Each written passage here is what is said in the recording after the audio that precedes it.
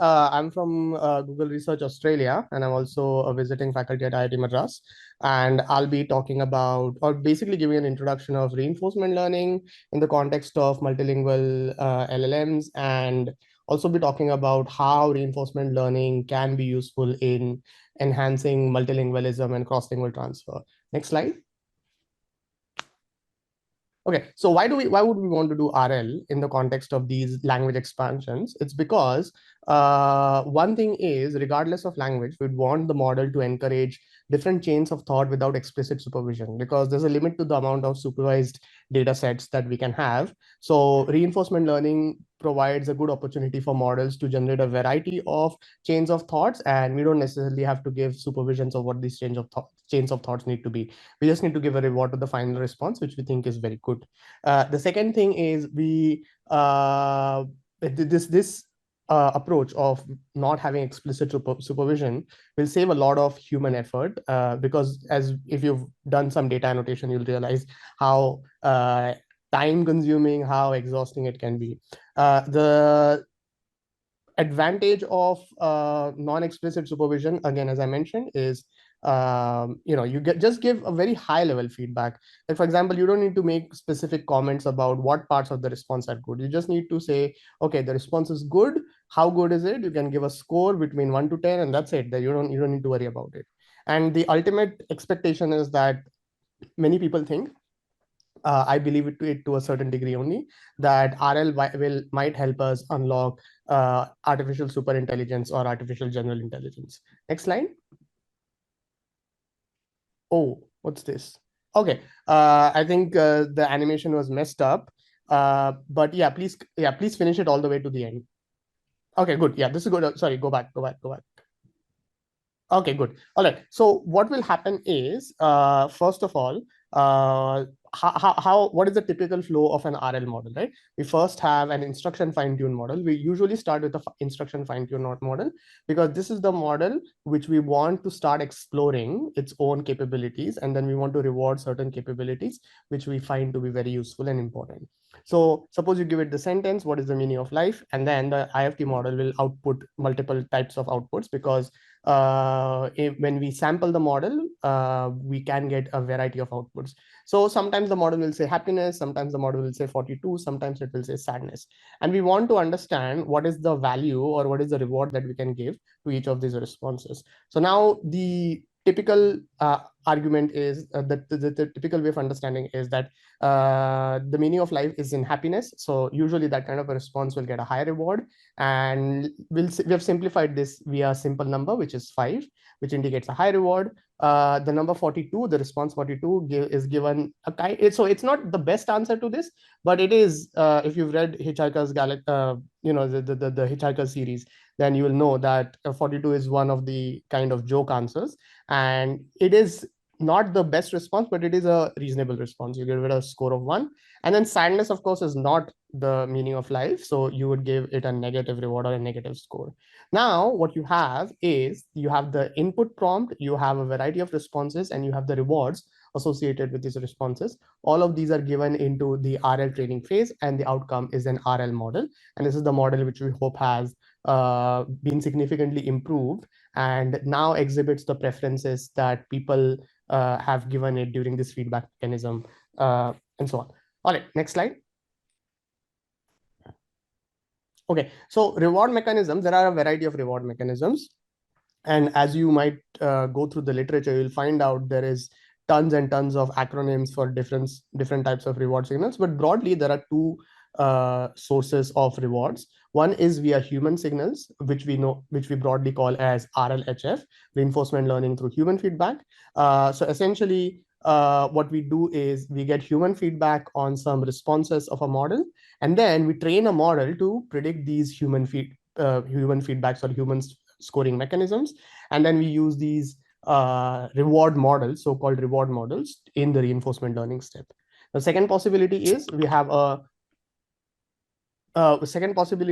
have non-human signals, and these can come in broadly two types. One is via machine feedback, which is RLMF, and that means you can take your response, give it to an external program, and depending on how that program executes, you can get a particular reward signal. The second is via a grading LLM or an AI model, which is broadly known as RLGF or RLAIF. GF stands for grading feedback, AIF stands for artificial intelligence feedback or AI feedback. And essentially, it means that you take a response, you give it to an LLM and ask it to give some kind of grading or some score to this particular response. Next slide, please. All right, can you, okay, so just one step, one back. One back because there's an overlaying thing. Yeah, okay, that's good. All right, so how do you build reward models from human feedback? So as I mentioned, there's a prompts data set where you will sample a variety of responses from an initial language model. You'll have a bunch of generated responses, which you'll then give to humans. So for example, if you have a single prompt and it generates, say, 10 answers, then you will give it to humans and you'll ask them to rank these answers in the order of preference. Now, you have the option to take a preferred response and a dispreferred response, and you can then train a reward model based on this preference versus this preference. Just one further. Yes, and the equation that you use to train these kind of reward models is essentially you take a prompt and a response, and you will generate some kind of a score. You'll take a prompt and another response, give it some kind of score, and then you just try to maximize the probability corresponding to this particular equation. It's a very straightforward equation. Note that this equation then simplifies into DPO and so on and so forth, but that's beyond the scope. But I recommend that you explore this equation a bit because it's very interesting in how it can be modified into a variety of modern reward signals or reward models that we use these days. Next slide, please. All right. So now I'm going to explore how I'm going to show you how rewards from machine feedback works. Suppose you have a prompt which says write a program to add two numbers. So the LLM produces some kind of a program.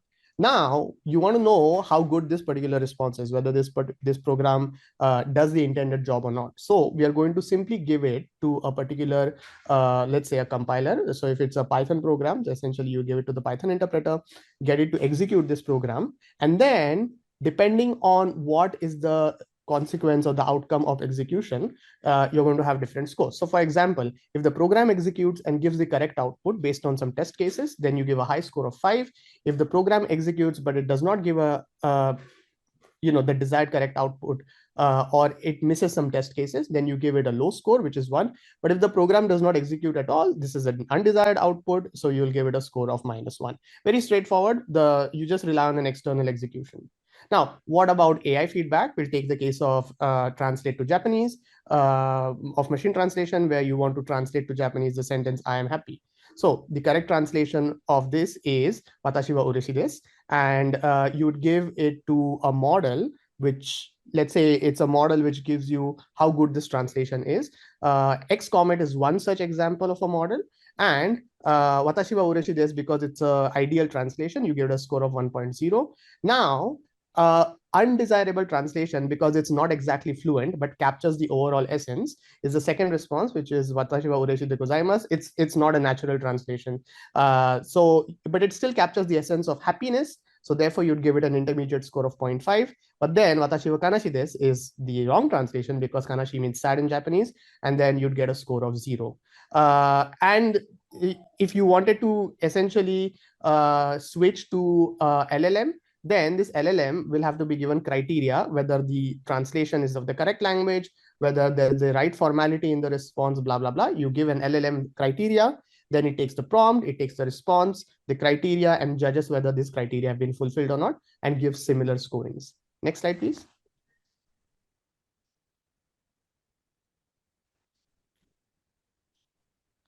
All right. So now, yeah, please go to the next slide. Next. All right. So now I'm going to talk about multilingual preference alignment. And one of the key questions is whether the target language reward model, how much of an impact this has. So now there is a possibility that you have the reward data or reward modeling data, which is in English. Now, what you could do is you can simply translate this reward modeling data into a target language, and you can have a reward model for that particular target language. And then you can essentially use this in a PPO style approach to then do reinforcement learning on an existing model. Next. However, this is not the only way to do this. There is another approach, which is essentially generating the completions in English versus directly translating everything. So what would be the first way? The first way would be you have English prompts. You translate these English prompts into target language prompts. You then give it to an LLM to have target language completions, and these would then be scored by humans. The second possibility is you have the English prompts where you have the completions generated in English. You then translate the completions into the target language, and then you can score these particular translated completions and create a reward model. Now, depending on which route you go, you might have a different impact on your model. Next slide. Yes. Yeah, no, it's okay. Can you go back a bit? So one point I want to emphasize over here is that translating prompts and then generating a response to those prompts will actually encourage a lot of diversity. On the other hand, if you are translating responses of English completions, then you might end up with a lot of translationese and therefore have very unnatural responses. So you have to be very careful depending on what you want to optimize for. Next slide, please. Okay, so during RL, you have to have two main considerations. One consideration is the number of languages involved during RL, and the second is the amount of data that you use during RL. Now, this slide, what it is simply showing you is, if you look at each of these plots, it is telling you what is the impact of different RL algorithms like RLOO and DPO, depending on the number of training languages during your RL step. And one thing is pretty clear is that algorithms like RLOO and in general DPO tend to have improving performance for different tasks as indicated by the win rate as the number of languages increase. Of course, since these are just only three data points, these might not indicate a general trend, but in my personal experience, I've observed that it is just better to include as much multilingual data as possible during your RL step, because that leads to better generalization and better transfer learning. Next step, next slide. Yeah. And here we are simply exploring the impact of the number of training instances during RL.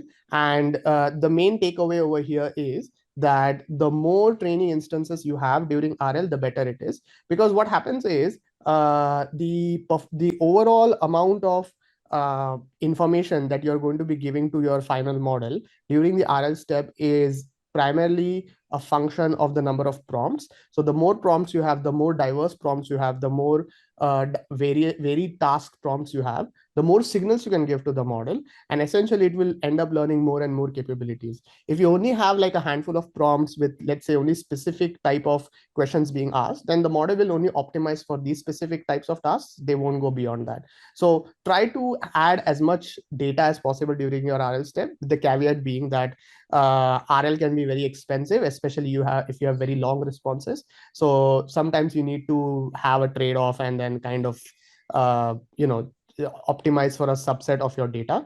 But yeah, depending on the compute, if you have ample compute, then definitely go for more RL instances, more training instances. Next slide, please. Okay, so now that leads to an important question. If you're doing multilingual training during RL, and if you're using reward models during RL, of course, which is very important, the question is, can you use English reward models in cross-lingual settings? And specifically by that, what I mean is reward models are typically going to be trained on a lot of English data because that is the most abundant reward modeling data that you have.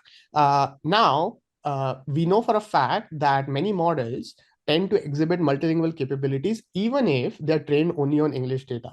So that the key question over here is, can I take a reward model that has been primarily been trained on English preference data, but somehow has multilingual capabilities, instead of using a reward model that has primarily been trained on some target language reward modeling data? And what this slide is showing you, essentially, to summarize, is that if you took a reward model that is optimized on Spanish data for reinforcement learning on for Spanish prompts, then you might not get the best possible performance as compared to taking a reward model trained on English data for optimizing, for doing reinforcement learning on Spanish prompts. In other words, what it shows is that existing models which have been trained on English reward modeling data actually have a good enough capability to do reward modeling for any other language because of the implicit cross-lingual transfer of reward modeling that takes place. Now, which is very interesting, right? Which means you don't really need to create preference data in the target language that much.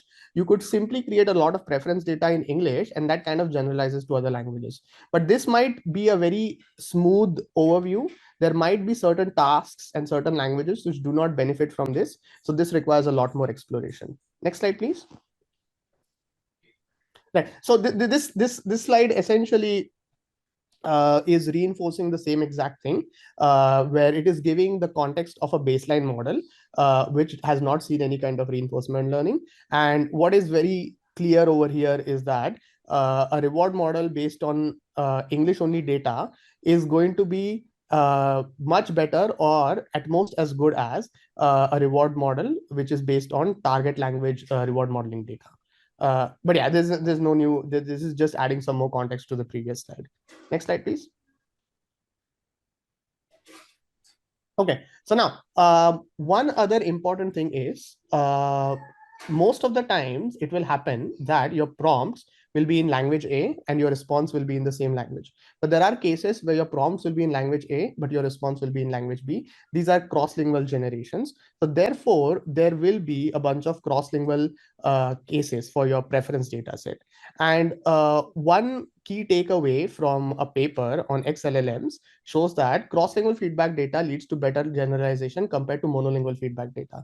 In other words, if your prompt is in language A and if your response is in language B, and you have preference information or human feedback on these kind of prompts, then and if you include these kind of reward models, these reward models lead to final models which have better cross-lingual generalization. It's because the reward model is now able to capture cross-lingual semantics, and that encourages the model to perform cross-lingual generations more effectively.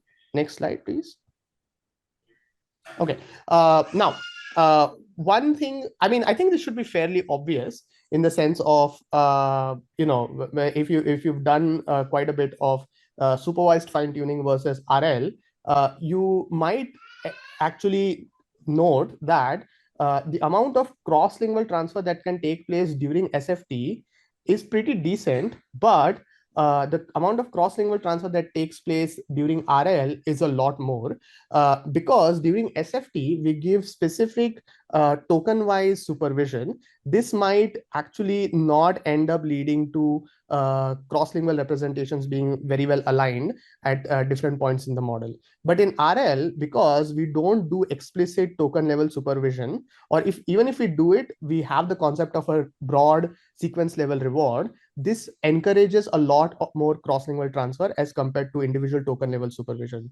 And the finding in the paper, which is linked over here, essentially shows that when you do reinforcement learning, it leads to a significant amount of cross-lingual transfer, which is much more, let's say, tangible than the amount of cross-lingual transfer that takes place during SFT. In fact, they have shown that SFT can sometimes lead to negative transfer, which is very undesirable, but reinforcement learning tends to avoid that and only has, and more often than not, has only positive transfer.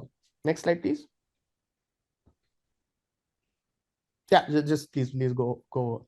Yeah. Now, on the topic of using, you know, RL AIF or RLGF, one of the questions is, if I'm using an AI model and or if I'm using an LLM, can I use an LLM as a judge for all of the language? So in other words, if you have prompts in English, responses in English, and if I use, let's say Gemini, or if I'm using Quen or whatever multilingual model, can I use this model consistently for getting rewards for every other language as well. As in, if my prompts are in Spanish and my responses are in Spanish, can I rely on the same Gemini model to give very reliable reward signals? And according to this work on multilingual judge reliability, what they have shown, what they have analyzed is whether there is a consistency in the LLM's judge results between English and other languages. So in other words, what they do is for the same kind of prompts across different languages and same kind of responses, of course, they figure out whether the LLM as a judge grades these responses consistently across different languages or not.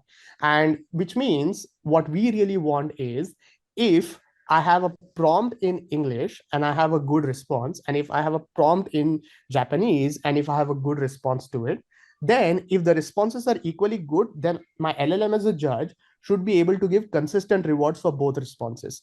However, what happens is most existing models that people have tried out, like GPT-4o, Qwen 2.5, and Aya expands, the correlation is good for certain languages, but it is not always consistent. So in other words, a particular LLM might give a good response in English, one score, but an equally good response in another language might not be getting a good enough score. So you kind of have to be very careful. You have to make sure that your LLMs as judges are really consistent across different languages, because what will happen is, if the two responses across different languages have two different scores, then during the RL step, if some cross-lingual transfer is to take place, these might be in conflict with each other, and that might not really help the final model. So you have to be very careful. Next slide, please.